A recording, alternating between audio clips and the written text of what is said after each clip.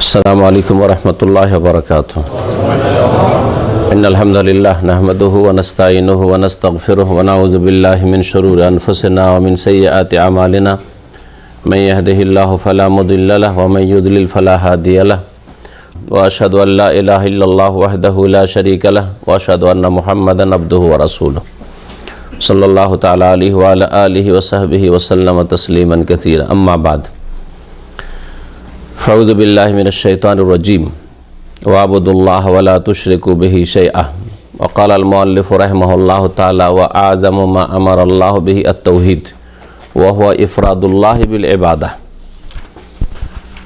व अअज़मु मा नहा अन्हु अश-शिर्क व हुवा दावतु गैरिही मअहु वद-दलील क़ौलुहु तआला वअब्दुल्लाह वला तुशरिकू बिही शैअन। আল্লাহ পাকের সমস্ত প্রশংসা যে আল্লাহ পাক রব্বুল আলামিন তার সত্তায়, তার গুণে, তার কাজে, তার ইবাদত বন্দেগীতে সব কিছুতেই একক। হু আল্লাহু আহাদ। আল্লাহ পাক সূরা ইখলাস ইরশাদ করেছেন, কুল, হে মানুষ বলো, আল্লাহু আহাদ, আল্লাহ হচ্ছেন এক। কুল হু আল্লাহু আহাদ, আল্লাহ একক, সব কিছুতেই তিনি একক। তার যেমন সত্তায় কোনো শরিক নেই, এক আল্লাহর জায়গায় দুই তিন আল্লাহ নেই, উপাস্য নেই, ঠিক তেমনি আল্লাহ পাকের গুণগুলিতেই কোনো কেউ শরিক নেই। আল্লাহ পাক তার গুণেও একমাত্র একক, তার গুণগুলি আর কারো মধ্যে হতে পারে না। আল্লাহ পাক রব্বুল তার সমস্ত কাজও একক। সৃষ্টি করেন শুধুমাত্র তিনি, হায়াত দান করেন একমাত্র তিনি, মওতের মালিক একমাত্র তিনি, আরোগ্যের মালিক একমাত্র তিনি, ছেলে মেয়ে দেওয়ার মালিক একমাত্র আল্লাহ পাক রব্বুল আলামিন। এই সমস্ত যতগুলি গুণ, আলিমুল গায়ব, অদৃশ্য সম্পর্কে জ্ঞানী একমাত্র তিনি। আল্লাহ পাকের কাজেও তিনি একক, তার কোনো শরিক নেই। যতগুলি আল্লাহ পাকের কাজ রয়েছে, ইবাদত বন্দেগীর যতগুলি প্রকরণ রয়েছে, ধরন রয়েছে, সবগুলি আল্লাহর জন্য। আল্লাহ ছাড়া কারোর জন্য সামান্যতম ইবাদত করা হচ্ছে বড় শিরক। আল্লাহর কোনো ইবাদত অন্য কাউকে দিয়ে দেওয়া হচ্ছে বড় শিরক, যেটি সবচেয়ে বড় অপরাধ। সালাত এবং সালাম নাজিল পেয়ে মুহাম্মদ রাসূলুল্লাহ সাল্লাল্লাহু আলাইহি সাল্লামের উপর, যাকে আল্লাহ পাক রব্বুল আলামিন তৌহিদ শিক্ষা দেওয়ার জন্য, আল্লাহ পাকের একত্ব সম্পর্কে জানিয়ে দেওয়ার জন্য এবং এই তৌহিদ প্রতিষ্ঠার জন্যই শেষ রাসূল করে প্রেরণ করেছেন। তিনটি মূলনীতি যে কিতাব আল উসুলুস সালাসা, এতে আমাদের আজকের দর্শের বিষয়বস্তু হচ্ছে এই তৌহিদ এবং শিরক। শেখ বলছেন, ওয়া আযামু মা আমার আল্লাহ বিহি আত-তৌহিদ, সবচাইতে বড় নির্দেশ যা আল্লাহ পাক প্রদান করেছেন তা হচ্ছে তৌহিদ, আল্লাহ পাকের একত্ব প্রতিষ্ঠা করা। আল্লাহ পাকের যত হুকুম রয়েছে, আদেশ রয়েছে, সবচাইতে বড় আদেশ হচ্ছে কি? তৌহিদ, অর্থাৎ এক আল্লাহর একত্ব প্রতিষ্ঠা করা। সবচেয়ে বড় হুকুম এই নয় যে নামাজ পড়ো, সবচেয়ে বড় হুকুম এই নয় যে মাতা পিতার সেবা করো, সবচেয়ে বড় হুকুম আল্লাহ পাকের এই নয় যে তুমি রোজা রাখো, যাকাত দাও, হজ করো। সবচেয়ে বড় আল্লাহ পাকের হুকুম এই নয় বা নিষেধাজ্ঞা এই নয় যে এই করিও না, সেই করিও না, বরং সবচেয়ে বড় হুকুম হচ্ছে আল্লাহ পাকের যে আল্লাহর একত্ব প্রতিষ্ঠা করো, আল্লাহকে এক ও একক জানো, অন্তর থেকে তার স্বীকৃতি দাও জবান দ্বারা এবং তা কাজে পরিণত করো। এ তৌহিদ কাকে বলে? শেখুল ইসলাম রাহমাতুল্লাহ আলাইহি তার সংজ্ঞা করেছেন, বলছেন ওয়াহুয়া, আর সেই তৌহিদ হচ্ছে ইফরাদুল্লাহ বিল ইবাদাহ, একমাত্র আল্লাহর জন্য ইবাদতকে সুনির্দিষ্ট করা। আফরাদা ইফরাদ মানে এক করা, খাস করা। ইফরাদুল্লাহ বিল ইবাদাহ, ইবাদত একমাত্র আল্লাহর জন্য করা, ইবাদত আল্লাহর জন্য করা, এটি হচ্ছে তৌহিদে উলুহিয়াত বা তৌহিদুল ইবাদার সংজ্ঞা। কিন্তু তৌহিদের সংজ্ঞায় এই ইবাদতের কথা উল্লেখ করেছেন শেখ। যারা তাওহীদ সম্পর্কে কিছু জ্ঞান রাখেন, এর পূর্বে কিছু পড়েছেন, তারা বিষয়টা ভালো করে সহজে বুঝতে পারবেন। তাওহীদের প্রকরণগুলি বলবো, কিন্তু তার আগে সংজ্ঞাটি এখানে স্পষ্ট করি। সেটা হচ্ছে যে তিনি বলছেন তাওহীদ কাকে বলে, তার কিসের সংজ্ঞা তিনি করছেন? তাওহীদের সংজ্ঞা করছেন না তাওহীদে উলুহিয়াতের সংজ্ঞা করছেন না, কিন্তু যেটা বলতে চাইছেন তিনি সেটা হচ্ছে কিসের সংজ্ঞা? তাওহীদের সংজ্ঞা। তাওহীদের ভাগে এখন যাননি উনি, এবং তাওহীদের ভাগ তিনি উল্লেখ করেননি। তাওহীদের সংজ্ঞায় তিনি বলছেন যে ইবাদত একমাত্র আল্লাহর জন্য খাস করা, সুনির্দিষ্ট করা, এটি হচ্ছে তাওহীদের তারিফ বা সংজ্ঞা। অথচ এটি সত্যিকার অর্থে যদি দেখা যায় তো এটা হচ্ছে তাওহীদুল ইবাদা বা তাওহীদুল উলুহিয়াতের সংজ্ঞা। তাহলে তাওহীদুল ইবাদার সংজ্ঞা দিয়ে তাওহীদের সংজ্ঞা কেন করলেন? এই জন্যই করলেন যে ইবাদতের ক্ষেত্রে, আল্লাহ পাকের ইবাদত বন্দেগীর ক্ষেত্রে যদি তাওহীদ প্রতিষ্ঠা না হয় তাহলে তাওহীদের রুবুবিয়ত কোনো কাজে আসবে না, তাওহীদুল আসমা সিফাত কোনো কাজে আসবে না। আপনার জন্য ফরজ তাওহীদের রুবুবিয়ত প্রতিষ্ঠা করা, তাওহীদুল আসমা সিফাত আপনার জন্য ফরজ, কিন্তু যদি আপনার মধ্যে এই দুটো তাওহীদ থাকে, তাওহীদের রুবুবিয়ত আছে, তাওহীদুল আসমা সিফাত আছে, কিন্তু তাওহীদে উলুহিয়াত বা তাওহীদুল ইবাদা নেই। তাওহীদুল উলুহিয়াতের অপর নাম হচ্ছে তাওহীদুল ইবাদা। তাওহীদের রুবুবিয়ত কাকে বলে? তাহলে এখন এগুলো বুঝতে হয়, তাহলে বোঝা সহজ হবে। তাহলে সংজ্ঞা বলা যাক এবং তাওহীদ কত প্রকার ও কি বলা যাক। তাওহীদ কত প্রকার? 3 প্রকার। কি কি? তাওহীদের রুবুবিয়ত, তাওহীদুল উলুহিয়াত, তাওহীদুল আসমা ওয়া সিফাত। তাওহীদের রুবুবিয়তের সংজ্ঞা দেখা যাক। তাওহীদের রুবুবিয়ত হচ্ছে আল্লাহ পাক রব্বুল আলামিনের কাজে আল্লাহকে একক মনে করা। আরবিতে বলতে গেলে এভাবে বলবেন তাওহীদুল্লাহ বিআফআলিহি, আল্লাহর কাজগুলিতে আল্লাহর একত্ব প্রতিষ্ঠা করা, আল্লাহর কাজে আল্লাহর একত্ব প্রতিষ্ঠা করা, এ হচ্ছে তাওহীদের রুবুবিয়ত। রব থেকে রুবুবিয়ত শব্দটি, রব, রব মানে কি? রব মানে আল্লাহ, প্রতিপালনকারী। রব্বুল আলামিন মানে বিশ্বজাহানের প্রতিপালনকারী।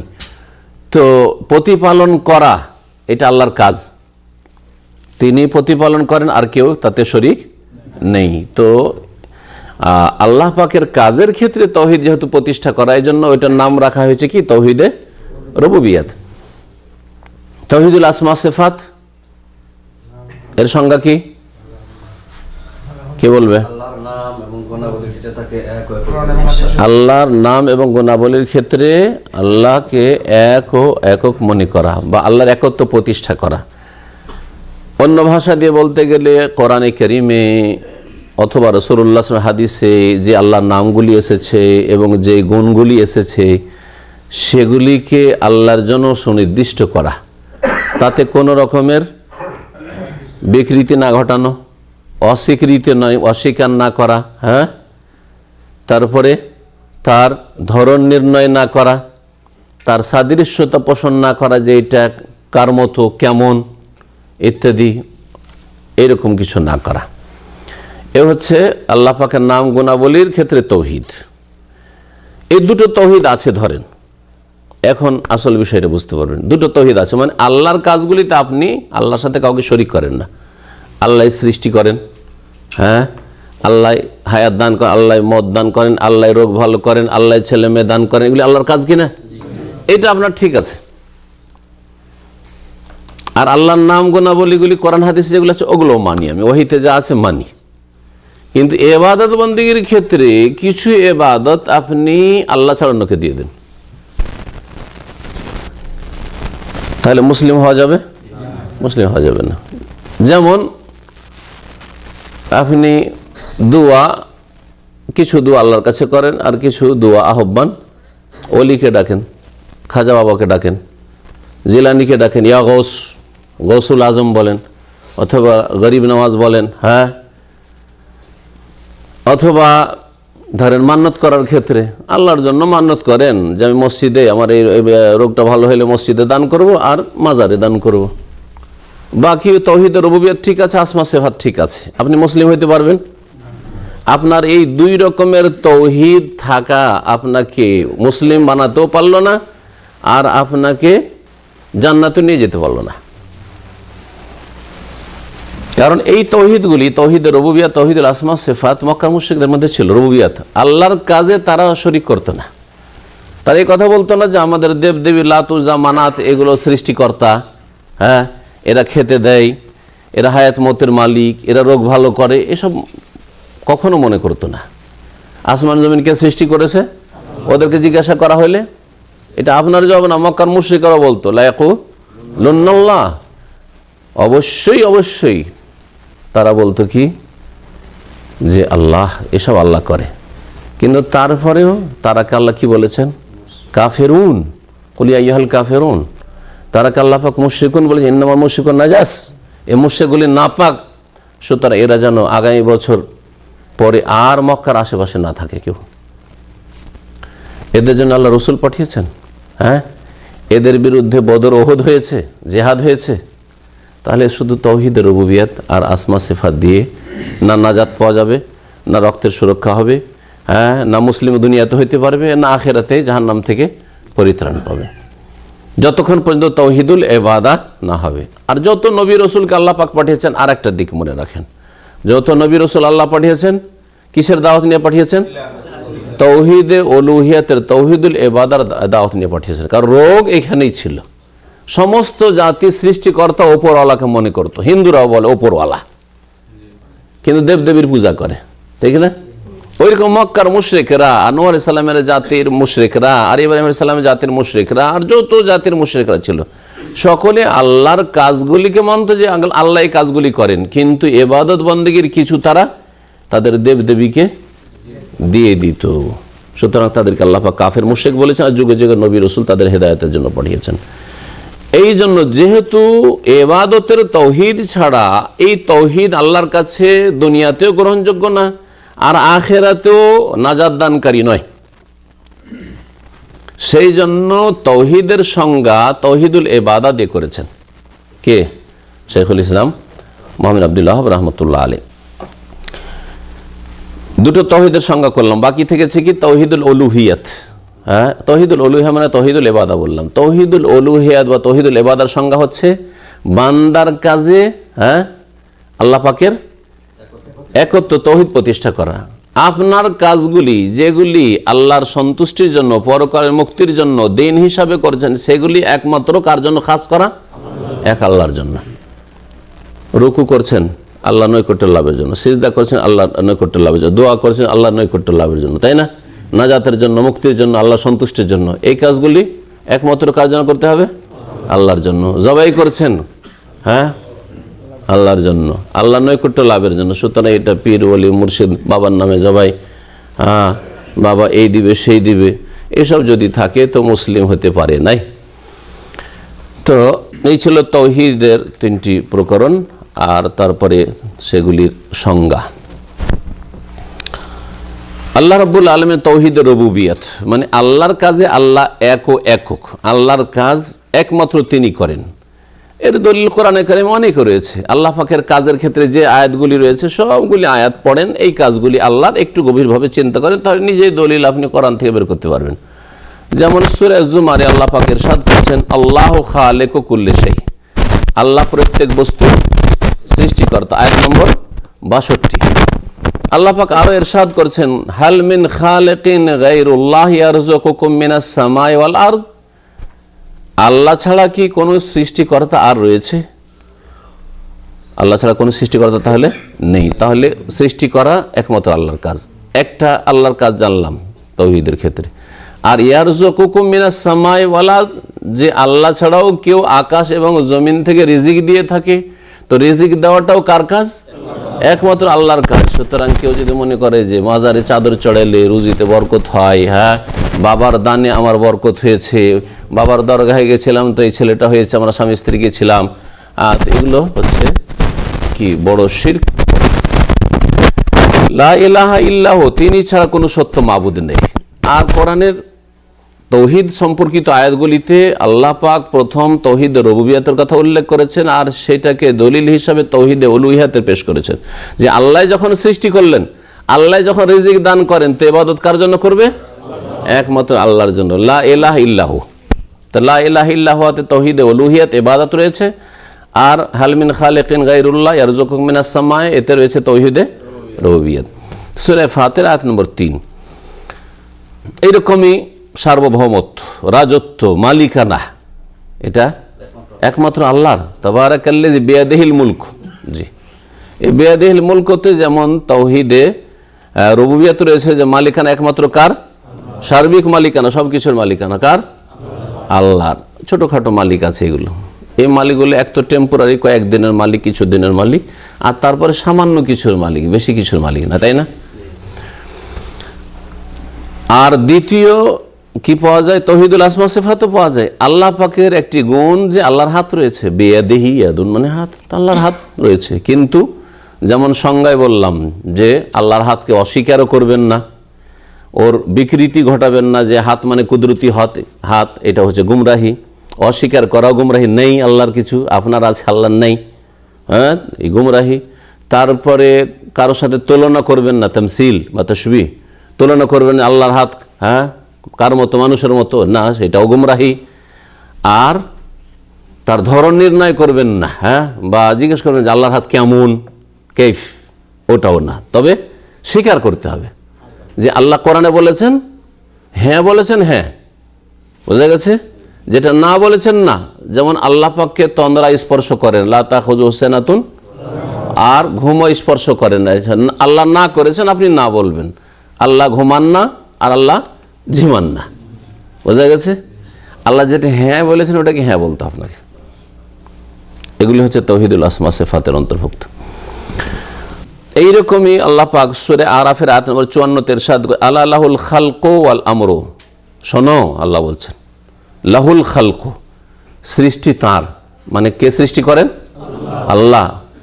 আর ওয়াল আমরু, আদেশ কার? আল্লাহর। যিনি সৃষ্টি করেছেন তার আদেশ চলবে।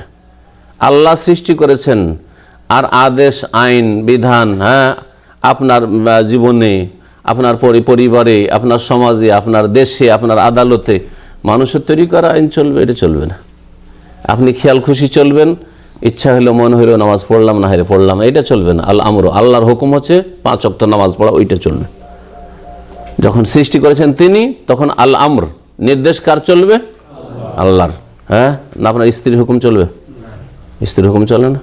স্ত্রী বলছে দাড়ি রাখতে দেবো না, তো হুকুম তো চলছে কার? তো কোরআন তো বলছে যে আল্লাহর হুকুম চলবে। সৃষ্টি করেছেন না, স্ত্রী সৃষ্টি করেছেন, স্ত্রী জন্ম দিয়েছেন। আরে বাপ মা জন্ম দিয়েছেন, বাপ মাও যদি বলে তোর দাড়ি রাখা যাবে, তাও তো মানা যাবে না। তো যারা জন্মদাতা তাদের হুকুম মানা যাবে না আল্লাহর নাফরমানি করে, তো স্ত্রী কোত্থেকে হুকুম দিতে শুরু করলো, আর আপনি হুকুম মানা শুরু করে দিলেন? হ্যাঁ, কেমন মুসলিম আপনি?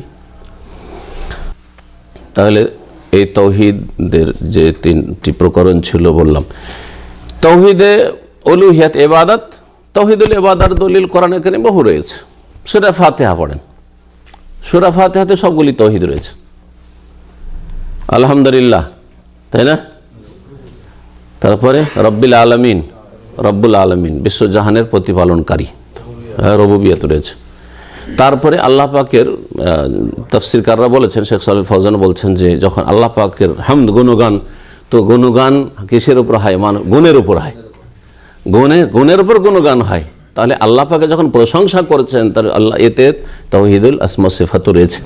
জি, তারপরে আল্লাহ, আল্লাহর নাম, জি, তারপরে রব গুণবাচক নাম, আর ওতে গুণ হচ্ছে রুবুবিয়ত, জি, ইত্যাদি। রহমান, রহিম, এগুলি আল্লাহ পাকের গুণবাচক নাম, গুণও রয়েছে, আর ওখান থেকে রহমত যে সিফাতটা বেরোয়, এটা আল্লাহ পাকের গুণ, গুণবাচক নামও রয়েছে আর গুণও রয়েছে।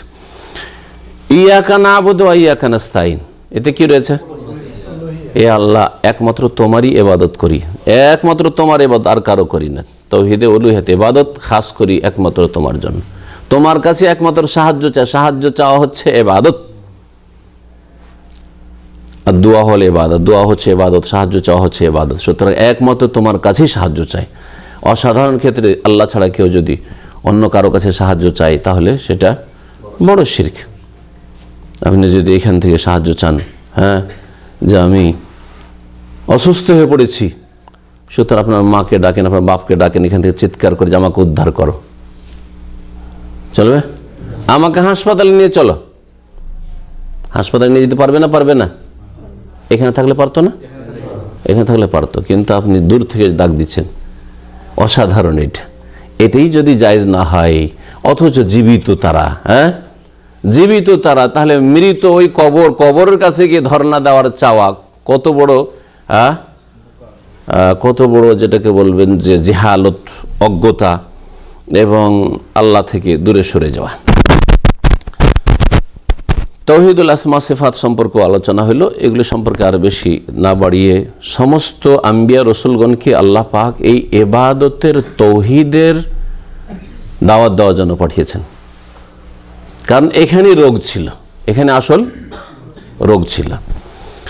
এই মর্মে সূরা নাহলের আয়াত নম্বর 29-এ আল্লাহ পাক কি ইরশাদ করেছেন, ওয়ালাকাদ বাসনা ফি কুল্লি উম্মাতিন রাসূলা আন ইবুদুল্লাহ ওয়াজতানিবুত তাগুত। নিঃসন্দেহে আমি প্রত্যেক জাতিতে একজন করে রাসূল পাঠিয়েছি, এই মর্মে বা এই নির্দেশ দিয়ে যে আন ইবুদুল্লাহ, হে মানব জাতি তোমরা আল্লাহর ইবাদত করো, আল্লাহর ইবাদত করো। এটা ইতিবাচক। ইবাদত কার করতে হবে?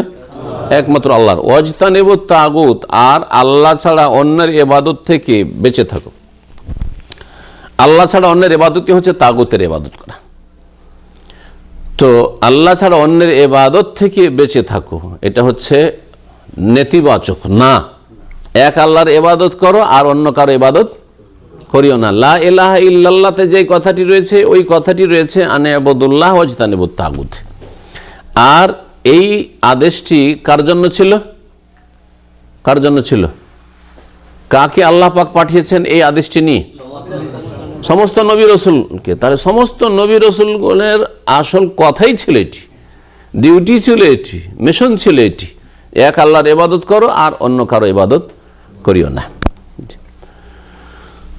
ইবাদতের প্রকরণ সম্পর্কে ইনশাআল্লাহ তাআলা বিস্তারিত আলোচনা আসবে, মনে হয়নি তাই না?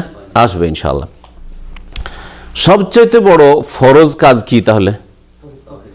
হ্যাঁ, সবচেয়ে বড় নির্দেশ যখন, তো সবচেয়ে বড় ফরজ এটাই, ঠিক না? সবচেয়ে বড় নির্দেশ বা সবচেয়ে বড় ফরজ যখন তাওহীদ, তো তাওহীদের বিপরীত কি? একত্ব আর বহুত্ব। হ্যাঁ, একত্ব হচ্ছে আল্লাহ পাকের সবচেয়ে বড় ফরজ হুকুম আর সবচেয়ে বড় নির্দেশ। সুতরাং এর বিপরীত হচ্ছে বহুত্ব, বহুত্ববাদ।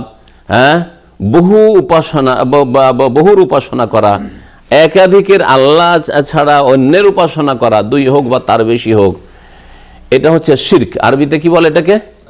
শিরক। মানে বুঝতে পারছেন, শরিক, শরিক থেকে এ হচ্ছে আমার ব্যবসার শরিক, মানে আপনার সাথে শরিক আছে, তাই না?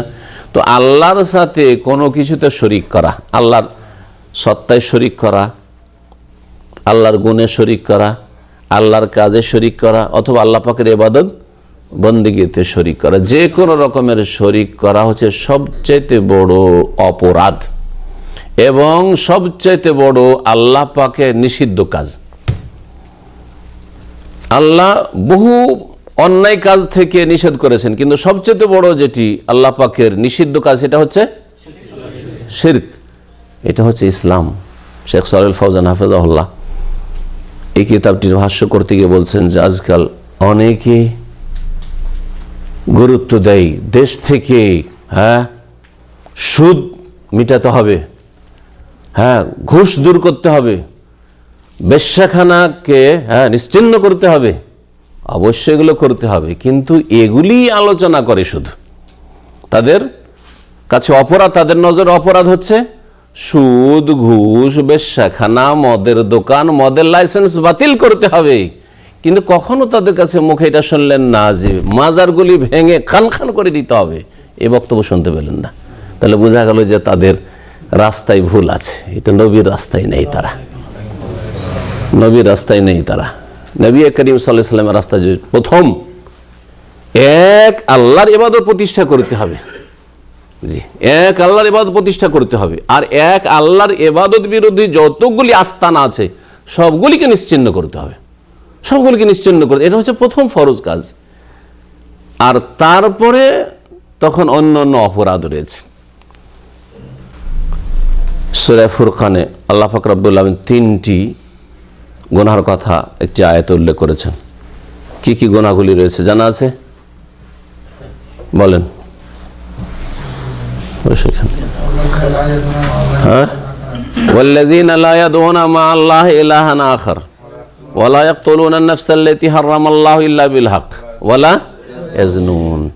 যারা রহমানের নেক বান্দা, ভালো মানুষ, ভালো মুসলিম, যারা দিন মেনে চলা মুসলিম, তারা আল্লাহ ছাড়া অন্যকে আহ্বান করে না, মানে শিরক করে না।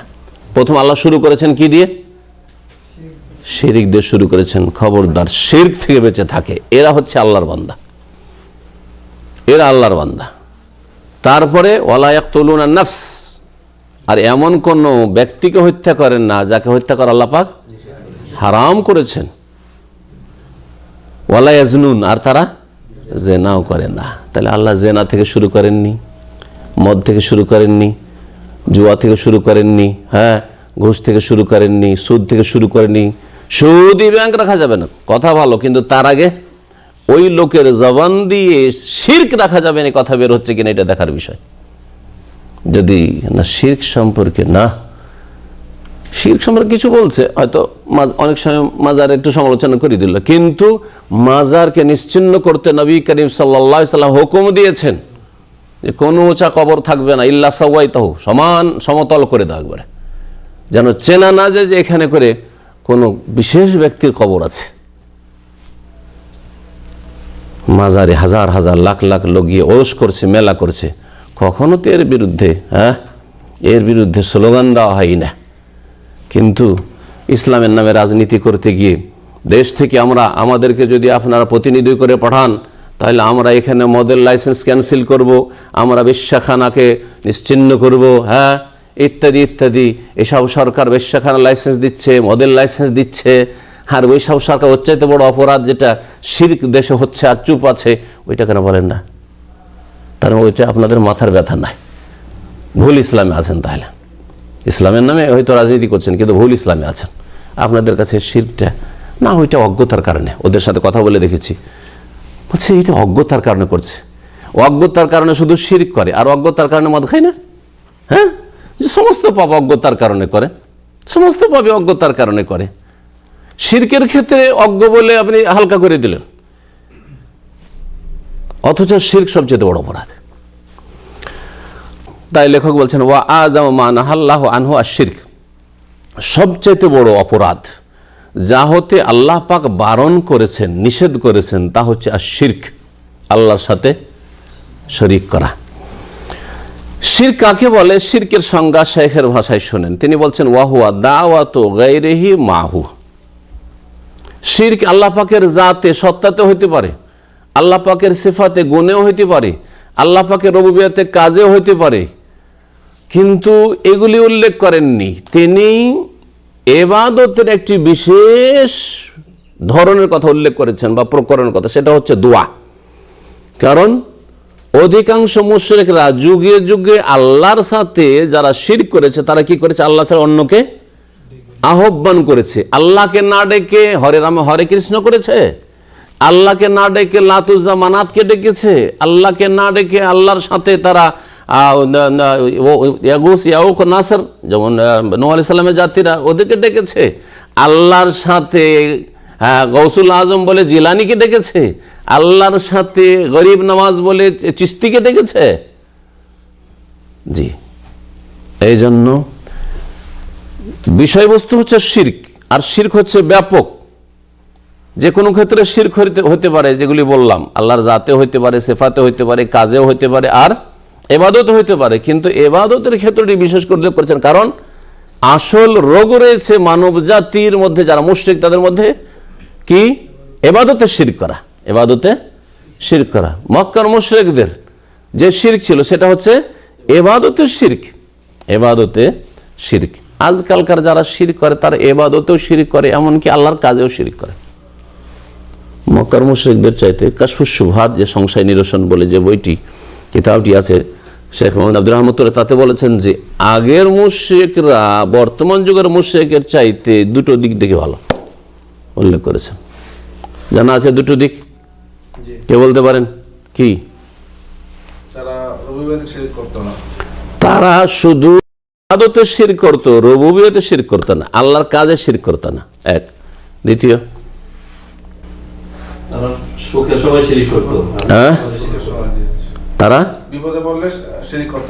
তারা যখন সুখে থাকতো তখন দেবদেবীর পূজা করত, আর যখন দুঃখে সংকটে সাগরে সফর করছে আর ঝড় তুফান উঠে গেছে, যখন ডুবে যাব তখন তারা নিশ্চিত হয়ে যেত যে আর আমাদের দেবদেবীরা রক্ষা করতে পারবে না, এখন ওই বড় এলাহা লাগবে, হ্যাঁ, দাউল্লাহ মুখলিসুন এলাহুদ্দিন, ঠিক না?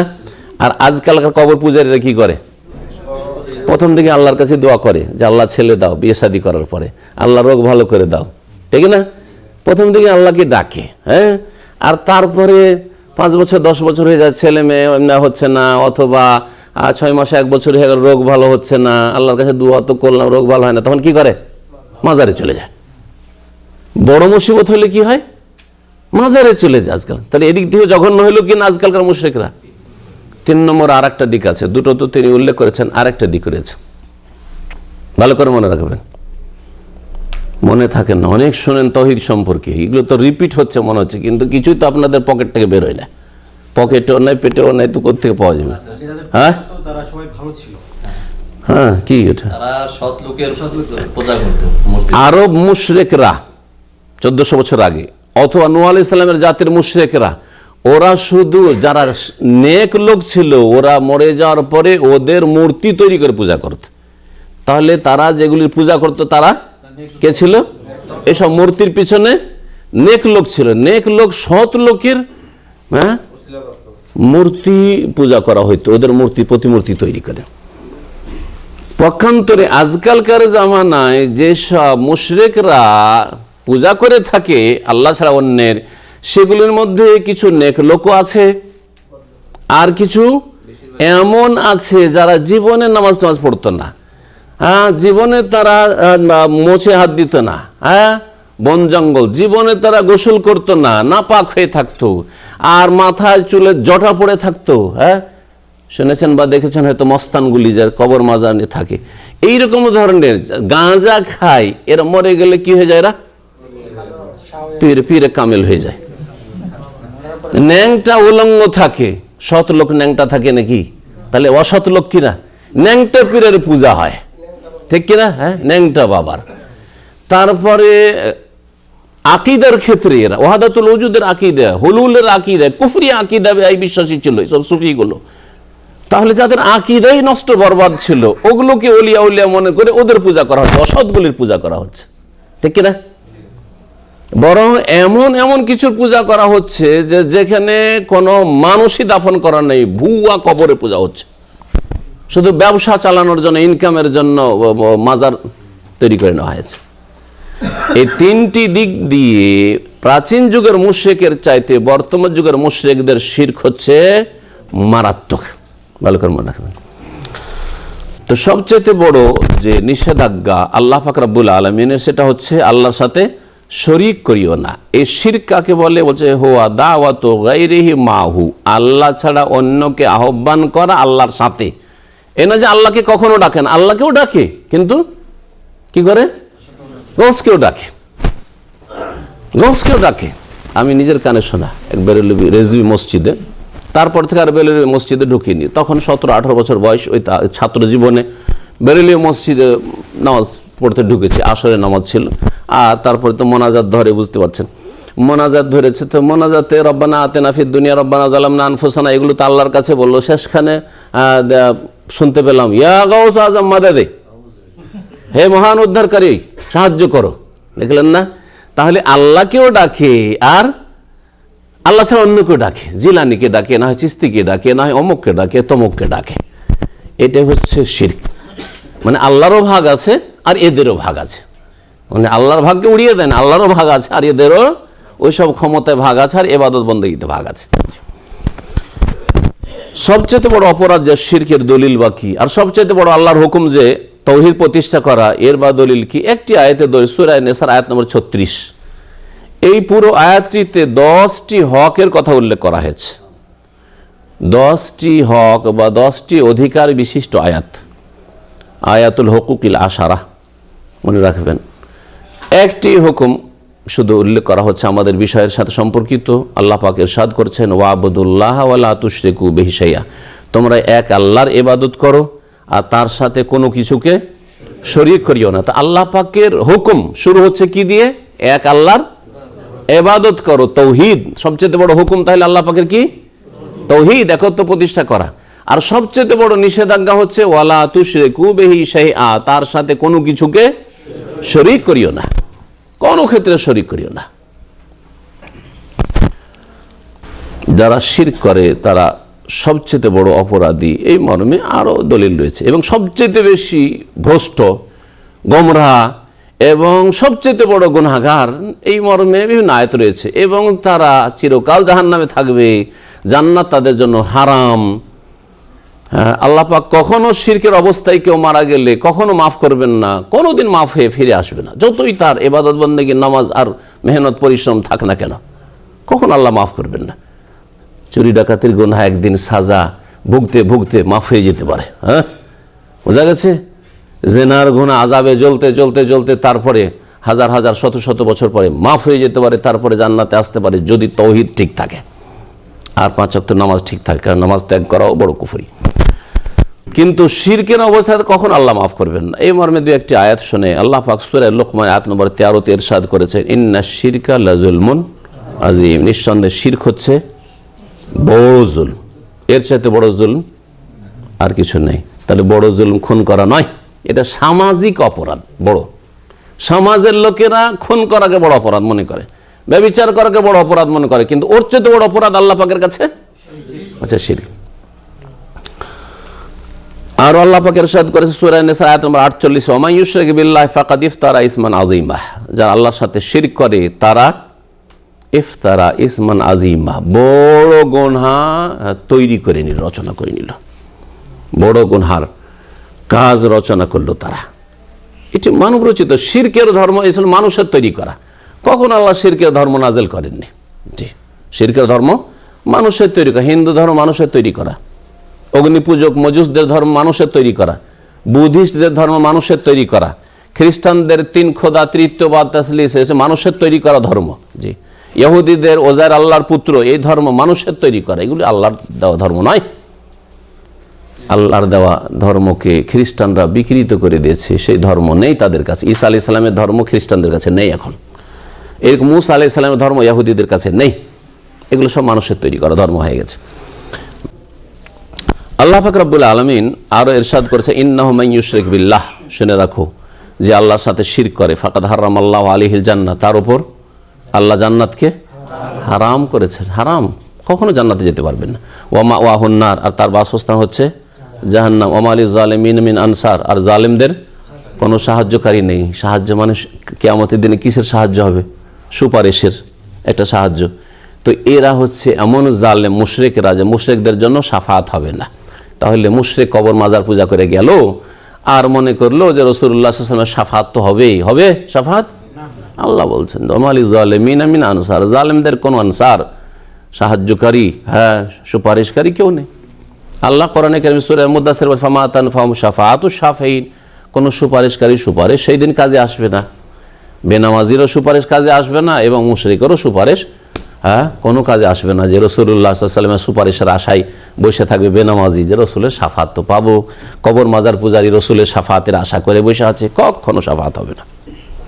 কোরআনে কারীমের কথা, এগুলি আমাদের নিজের কথা নয়।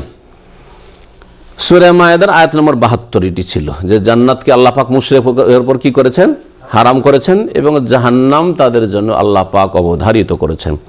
আল্লাহ পাক আরো ইরশাদ করে সূরা নিসার আয়াত নম্বর 116-তে, ওয়া মান ইউশরিক বিল্লাহি ফাকাদ দাল্লা দালালাম বাঈদা, যারা আল্লাহর সাথে শিরক করে তারা গোমরাহ পথভ্রষ্ট হয়ে জান্নাতের রাস্তা হারিয়ে অনেক দূরে চলে যায়। দালালাম বাঈদা, বাঈদ মানে কি? জান্নাত থেকে অনেক দূরে চলে যায়, কখনো জান্নাত ফিরে আসবে না। আল্লাহ পাক সূরা নিসা আয়াত নম্বর 48 ইরশাদ করেছে, ইন্নাল্লাহা লা ইয়াগফিরু আন ইউশরাকা বিহি, আল্লাহর সাথে যদি শিরক করা হয় তো আল্লাহ পাক ক্ষমা করবেন না। শিরক করার পরে যদি ওই অবস্থায় মারা যায়, শিরক করে যদি তওবা করে কালেমা পড়ে মুসলমান হয়ে যায় তো মাফ করবেন না? হ্যাঁ, মাফ করেছেন। সাহাবায়ে কেরামরা শিরক করেন নাই, কিন্তু তারা তওবা করেছেন, আল্লাহ মাফ করেছেন। কিন্তু আবু জাহাল, আবু লাহাব শিরকের অবস্থায় মারা যায়, আল্লাহ মাফ করেন নাই, করবেন না।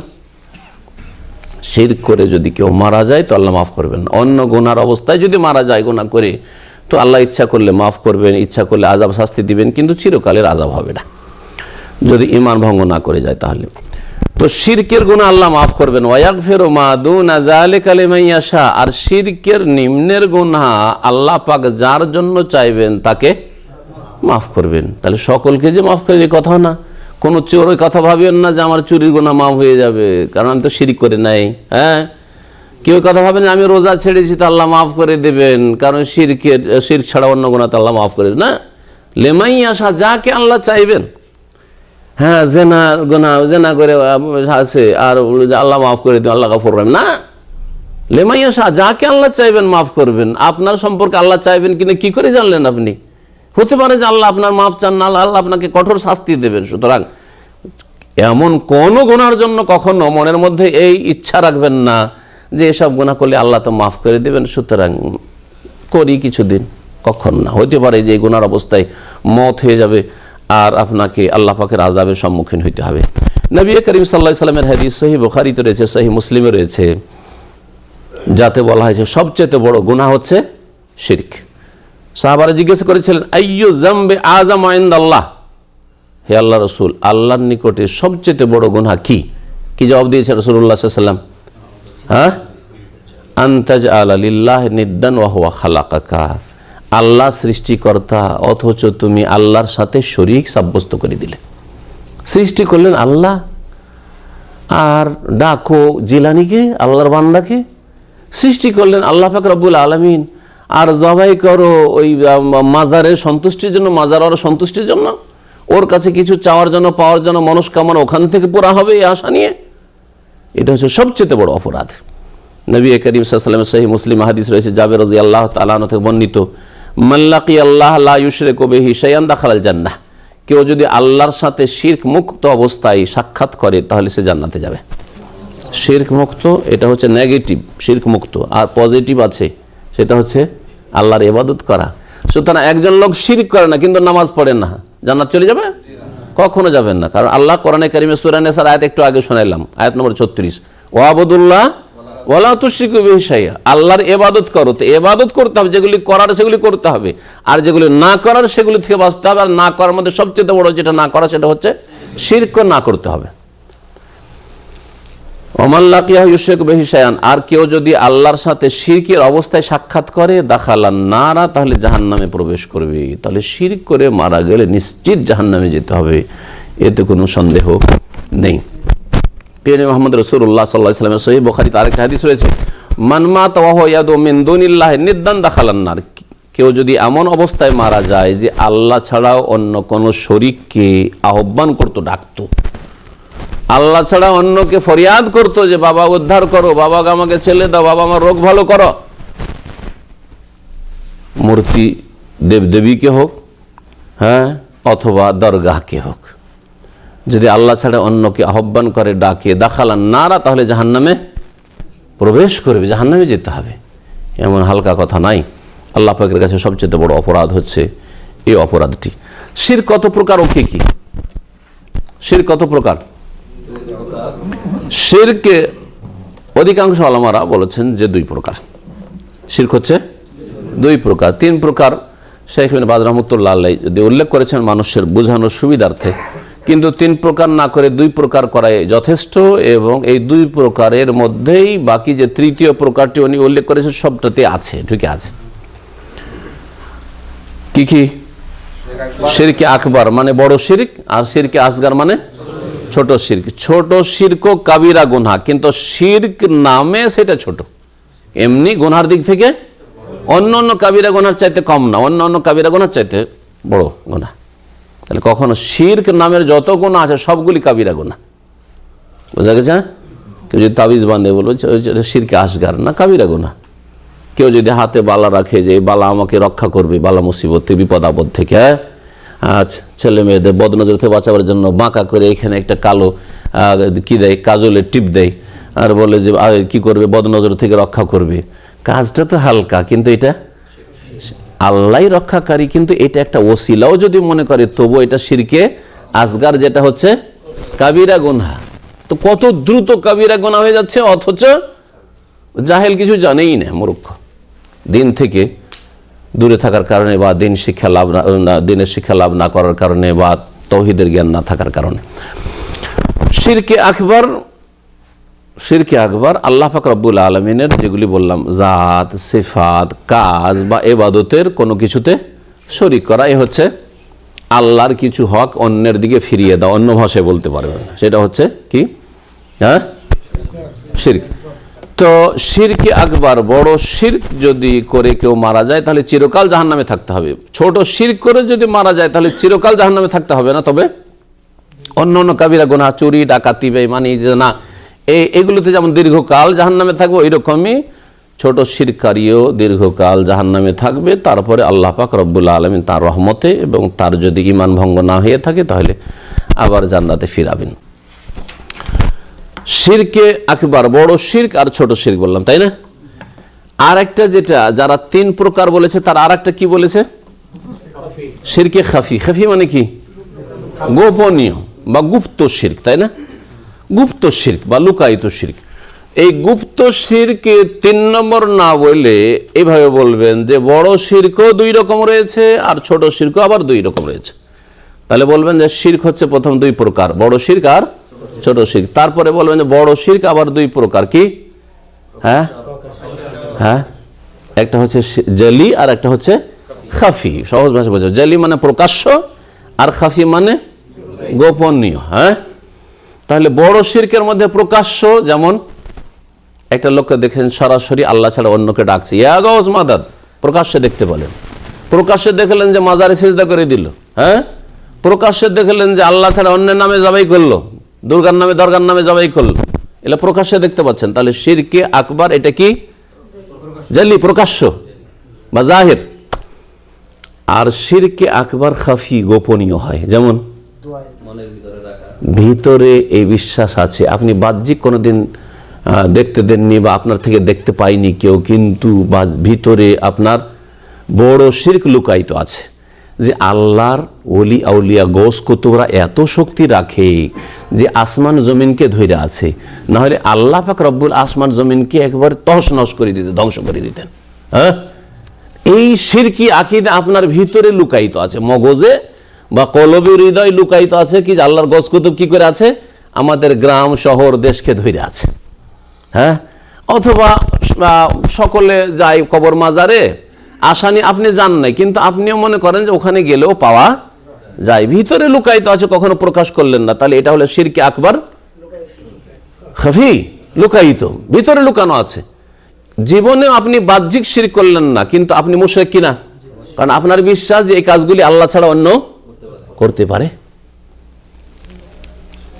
শিরকে আসগার, ছোট শিরক, এটাও 2 ভাগে বিভক্ত, কি? জালি এবং খাফি, প্রকাশ্য। শিরকে আসগার প্রকাশ্য, যেমন হাতে তাবিজ বানা আছে, দেখতে পাওয়া যাচ্ছে, হাতে বালা আছে, হ্যাঁ, টিভি দেওয়া আছে, এইরকম বাহ্যিক যতগুলি শিরকে আসগার হইতে পারে। হ্যাঁ, আল্লাহ ছাড়া অন্যের শপথ করা, হ্যাঁ, বাপের কসম করে বলছি, দানা ছুঁয়ে কসম করছি, আমাদের দেশের বাহ্যিক শুনতে পাচ্ছেন, এগুলো শিরকে আসগার প্রকাশ্য, জালি। শিরকে আসগার খাফি, এর উদাহরণ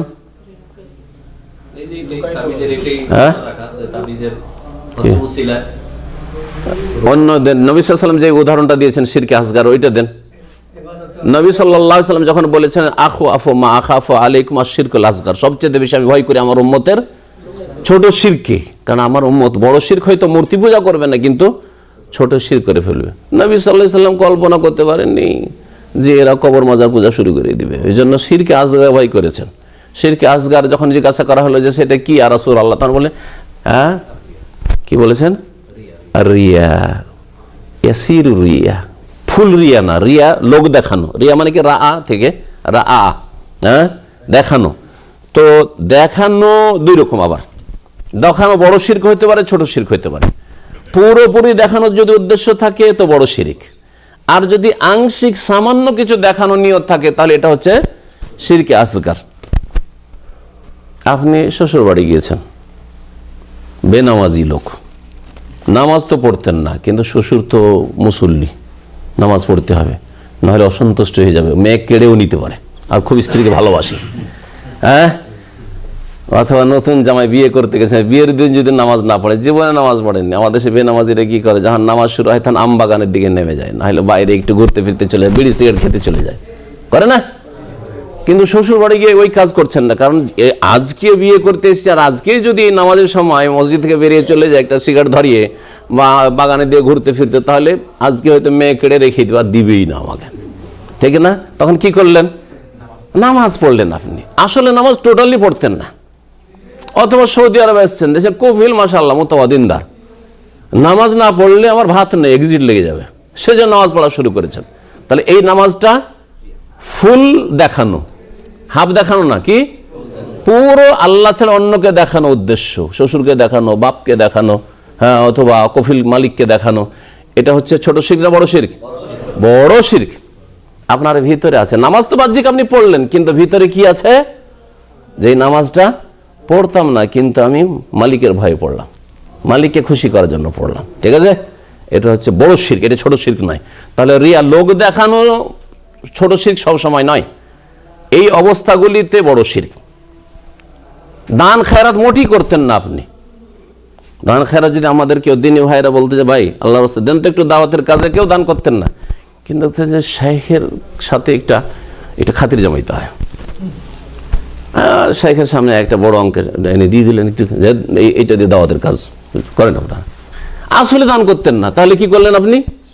বড় শিরক করলেন আপনি, বোঝা গেছে? আর ছোট শিরক কোনটা হবে? নামাজের ক্ষেত্রে বা ইবাদত বন্দেগীর ক্ষেত্রে ইয়াসিরুর রিয়া, মানে হালকা দেখানো। হালকা দেখানো কোনটা? নামাজ আপনি পড়ছেন, আল্লাহর জন্য পড়ছেন, নামাজ ছাড়তেন না আপনি, কিন্তু নামাজটা হয়তো একটু তাড়াতাড়ি সেরে নিতেন, একটু সুন্দর করে সাজাইতে শুরু করলেন। কখন হয় এটা?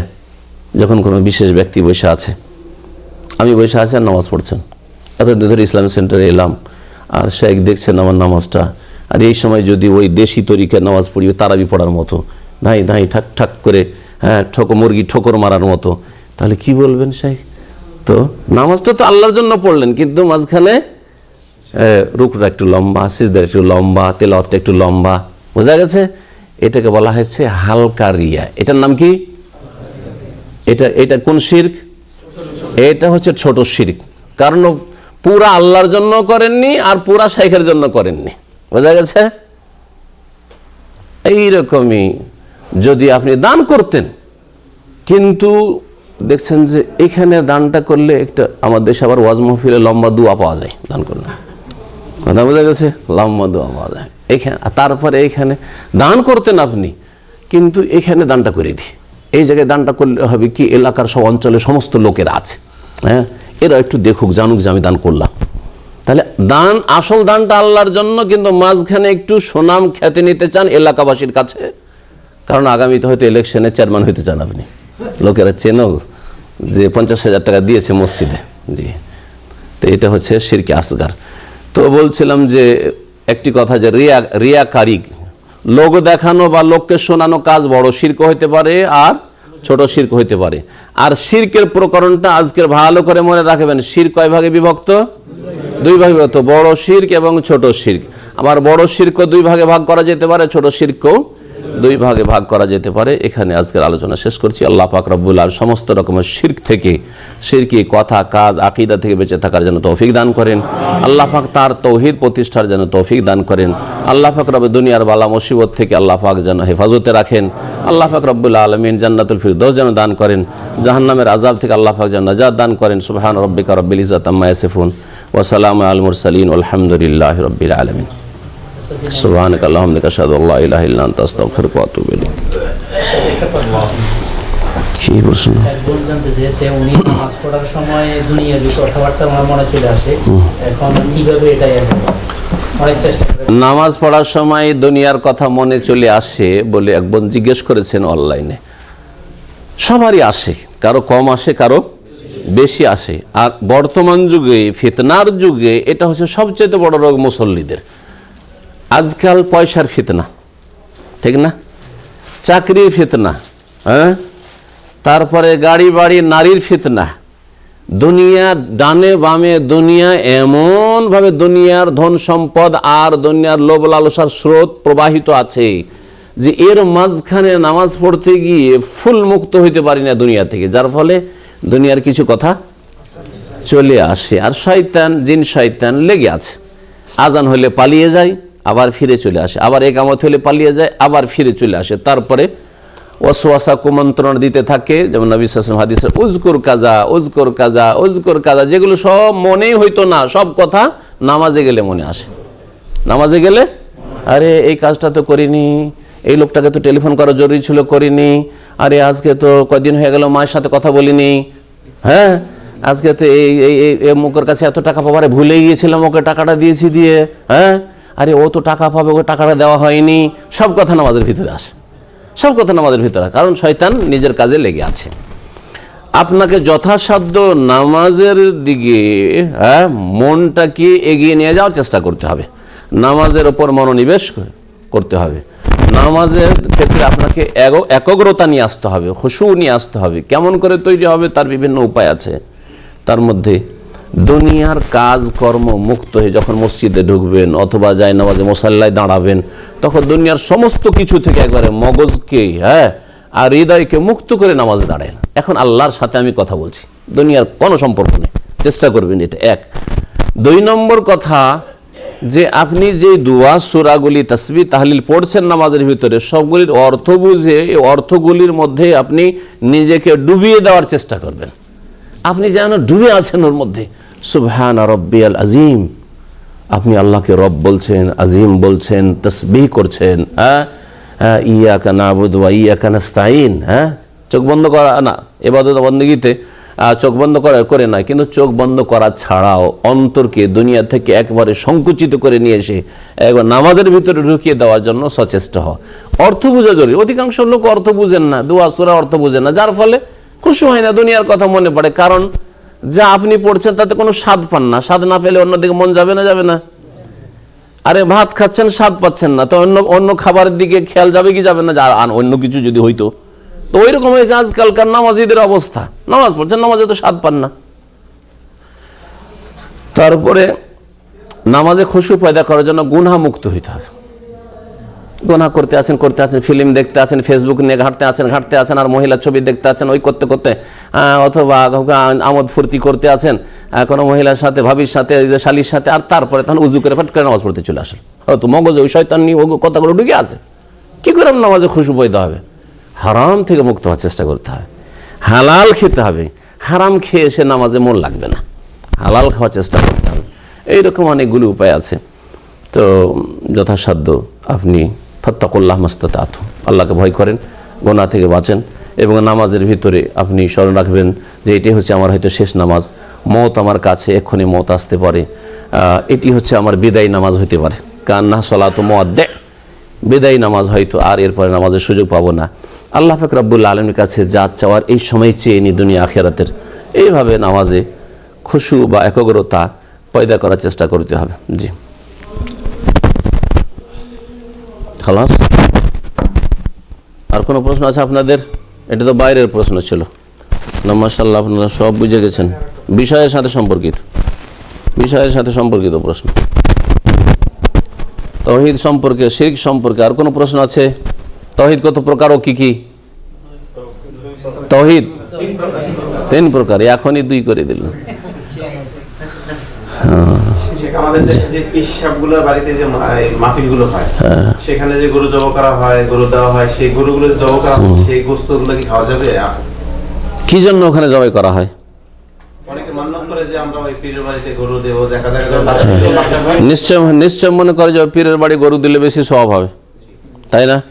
গরিবরা খেতে পায় না, গরিবরা শীতের বস্ত্র পায় না, গরিবের বাড়ি ডাল ভাতের ব্যবস্থা নেই, আর পীরের বাড়ি গরুর ভিড় ভাড় কেন? বোঝা গেছে? সুতরাং এটা কোনো নেকির কাজ নয়, গুনহার কাজ। 2 নম্বর কথা, এমন কোনো পীর নেই যে শিরক বিদআত মুক্ত আছে। ভালো করে শুনে রাখেন, এমন কোনো পীর নামে ইসলামে কোনো ভাষা নেই যারা বিদআত মুক্ত রয়েছে। তাহলে ওদের বাড়িতে গিয়ে আপনার ধর্ণা দিচ্ছেন অথবা গরু জবাই করছেন, শিরক বিদআতের জন্য সাহায্য সহযোগিতা করছেন। পীরের সংসর্গ বর্জন করা ফরজ। কারণ এই পীরতন্ত্র ভারত, পাকিস্তান আর বাংলাদেশের মুসলমানদেরকে গোমরা করেছে। রব্বে ইন্নাহুন্না আযলালনা কাসীরা মিনান নাস, অসংখ্য মানুষকে শিরক বিদআতের পথে লাগিয়েছে। এই পীরতন্ত্র না আসতো কবর পূজা হইতো না। কারণ পীরগুলি যখন মরেছে তখন কবর পাকা হয়েছে, দিয়ে চাদর চড়িয়ে পূজা শুরু হয়েছে। পীরতন্ত্র সুফিবাদ যদি এই মুসলিম সমাজে না আসতো ইসলামের নামে, ধর্মের নামে, তাহলে কবর মাজার পূজা চালু হইতো না। আরব দেশে যে সুফিবাদ নেই, পীরের মাজার নেই। যেই দেশ থেকে ইসলাম সারা বিশ্বে গেছে, এখানে নাই, হ্যাঁ, আর পীর মুরিদিও নেই, জিন্দা পীরও নেই, সুতরাং মুর্দা পীরও নেই। জিন্দা পীর যখন নেই তখন পীরের কোনো কবরও নেই। দেখতে পাচ্ছেন না? তা আমার দেশে যেহেতু জিন্দা পীর মওজুদ, ও মরে গেলে তখন ও মুর্দা পীর, ওর কবরে পূজা শুরু হয়েছে। জি, সুতরাং পীরের সাথে কোনো রকমের সম্পর্ক রাখা এটা শরীয়তে জায়েজ নয়। আপনি হয় শিরকে সহযোগিতা করছেন, না হলে সর্বনিম্ন বিদআতে সহযোগিতা করছেন। সুতরাং দুনিয়াতে ধন সম্পদ খরচ করে ক্ষতিগ্রস্ত, ফাসায়ুনফিকুনাহা সুম্মা তাকুনু আলাইহিম হাসরাতান সুম্মা ইউগলাবুন ওয়াল্লাযিনা কাফারু ইলা জাহান্নামে ইউহশারুন। এই আয়াত ওদের ফিট হবে। এই যে খরচগুলি করছেন গরু ছাগল নিয়ে পীরের বাড়িতে গিয়ে বা পীরের খানকাহে নিয়ে গিয়ে, এই খরচটা আপনার জন্য আক্ষেপের কারণ হবে। আর তারপরে হাই হাই করবেন কিয়ামতের দিনে, আর তারপরে জাহান্নামে নিয়ে গিয়ে একত্রিত করা হবে। জান্নাতের রাস্তা নয় এটা, সাবধান। এটা কোনো বাড়াবাড়ি কথা না, আর তাদের সাথে আমার শত্রুতা নেই। আল্লাহর জন্য বলছি, আল্লাহ রসুলের জন্য বলছি, আল্লাহ রসুল যে দিন নিয়েছেন সেই দিনের জন্য বলছি। আল্লাহর তৌহিদের হেফাজত করুন, রসুলের সুন্নতের আদর্শের হেফাজত করুন। আর পীরদের মাধ্যমে কিছু শেখা যায় না, শিরক বিদআত ছাড়া ইসলাম শেখা যায় না। ভালো করে শুনে রাখেন। অনেকে মাঝে যায় পীর ধরে শিখবো। কি শিখবেন আপনি? ঘোড়ার ঘাস শিখবেন? ওখানে কি শেখানো হয়? শিখবেন আপনি যদি মাদ্রাসায় পড়ার মতো সুযোগ থাকে শিখেন, আর না হলে ভালো কোনো আলেমকে আপনি পয়সা দিয়ে, যেমন কোরআন শিখছেন ওই রকম টিউশন নেন। টিউশন নিয়ে আমি সহি আকীদা শিখবো, তার সহি আকীদার আলেম হইতে হবে, বিদআতি আলেমের কাছে নাই। জি, একবার জানতে চেয়েছেন, আমার এক প্রতিবেশী কেউ সালাত আদায়কারীর সাথে মিশতে নিষেধ করেন এবং যারা ধার্মিক লোক তাদের সাথে মিশতে নিষেধ করেন, অনেক রাগ করে, যারা সালাত আদায় করে তাদের প্রতি অনেক রাগ করে। ওনার এই অভ্যাস সম্বন্ধে কি বলবেন? কেন উনি ধার্মিক না, যারা ধার্মিক না তো বেদিন আল খাবিসাত ইল খাবিসিন, বেনামাজি খবিস, ও কি আর ভালো মানুষকে পছন্দ করবে? যে কোনো দেশে এইখানে যারা বেনামাজি, নামাজিকে ঘৃণা করবে না? ভালো মানুষ ভালো মানুষকে ভালোবাসবে, আর খারাপ মানুষ খারাপকে ভালোবাসবে। এটা তো মানুষের নেচার, ফিতরাত।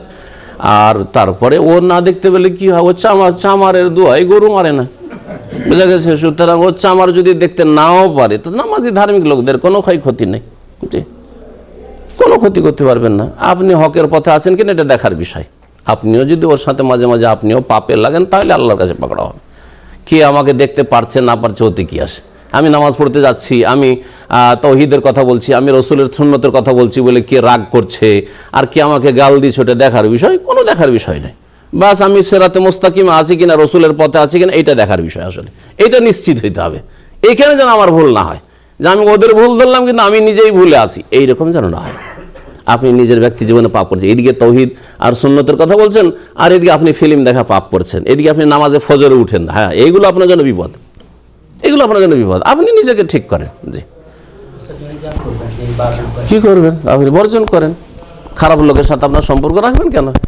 রোগটা হচ্ছে আমাদের দেশের লোকেরা খারাপের সাথে সম্পর্ক রাখতে চায়। খারাপের সাথে দাওয়াতি সম্পর্ক ছাড়া কোনো সম্পর্ক নেই। দাওয়াতি সম্পর্ক মানে ওকে যেন ও নদীতে ডুবছে অথবা আগুনে জ্বলছে, ওকে একটু উদ্ধার করার চেষ্টা করব। এছাড়া ওর সাথে আমার পয়সারও খাতির নেই, যে ধার করজ নিতে হবে। ওর সাথে বিবাহ শাদীর খাতির নেই। আর আমার জানাজে আসুক আর না আসুক, আর আমার এ বিয়ে শাদীতে সহযোগিতা করুক আর না, কোনো সম্পর্ক, কোনো আত্মীয়তা নেই। আত্মীয়তা মুমিন মানুষের সাথে, ধার্মিক লোকের সাথে কোনো আত্মীয়তা নেই। বেদিনের সাথে, বেদিনের সাথে একটাই স্বার্থ, যে আগুনে ফেসে গেছে, ওকে উদ্ধার করার চেষ্টা করছে। পানিতে ডুবছে, হ্যাঁ, সাঁতার জানেন না, ওকে উঠাবার চেষ্টা করছে, আমার জান বাঁচি। এমন না যে আমি এমনভাবে ওকে পানি থেকে উদ্ধার করতে যাই আমাকে নিয়ে বসে যায়, বুঝে গেছে? হ্যাঁ, ব্যাস। হ্যাঁ হ্যাঁ, বলেন। আমাদের দেশে জুম্মা নামাজের সময় লাল বাতি জ্বালিয়ে রাখে আমাদেরকে জুমার নামাজের দিনে লাল বাতি জ্বালিয়ে রাখে, আর ওই সময় নামাজ পড়া যাবে না। হ্যাঁ করতে দেয় না, বসাই দেয়, বলে পরে টাইম দেওয়া হবে। হ্যাঁ। এই মুহূর্তে আমাদের কি করার আছে? ওখানে যেহেতু মসজিদ বেদাতি, যারা লাল বাতি জ্বালিয়ে রাখে যে এই সময় নামাজ পড়া যাবে না, যা আছে আমাদের হ্যাঁ হ্যাঁ, আপনার এলাকাতে সহি আকিদার লোকদের মসজিদে নেই, সব বেদাতি, কিছু ছোট বেদাতি, কিছু বড় বেদাতি, দুই রকম বেদাতি আছে।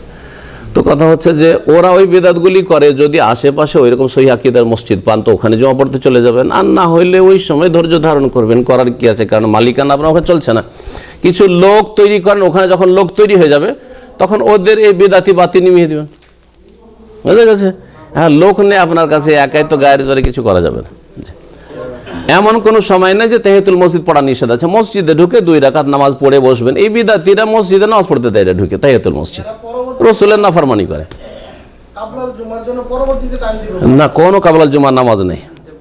আর এটা আল্লাহ পাকের মায়ের তাদের ওপর। তাহিয়াতুল মসজিদের সুন্নত পালন করে না, আর কাবলাল জুমার বিদাত করে। আর মাঝে মাঝে আমি বলি যে যারা একটা সুন্নত ছাড়বে আর একটা বিদাতের গজব তাদের উপর পড়বে। সুন্নতকে মারবে, বিদাত জিন্দা করবে, বোঝা গেছে? তো তাহিয়াতুল মসজিদের সুন্নতকে এরা মেরে দিয়েছে, সেই জন্য কাবলাল জুমার বিদাতকে এরা জীবিত করেছে। আর মসজিদে রাফুদাইন করলে বাইর করে দেয়। রফেদান সুন্নাত করিয়েন না। বললাম যে লোক তৈরি করেন, 50টা লোক যখন মসজিদে তৈরি হয়ে যাবে তখন আপনি তো রফেদান করবেন, কিচ্ছু বলবেন না। কিন্তু 50টা লোক তৈরি করার মতো মেহনত করতে হবে। খুতবা অবস্থায় নামাজ পড়া যাবে সব পড়া যাবে। নবী সাল্লাল্লাহু আলাইহি ওয়াসাল্লাম খুতবা অবস্থায় নামাজ পড়ে, বুখারীতে আছে। জি জি, মানে না হাদিস ওরা। জি, চলেন।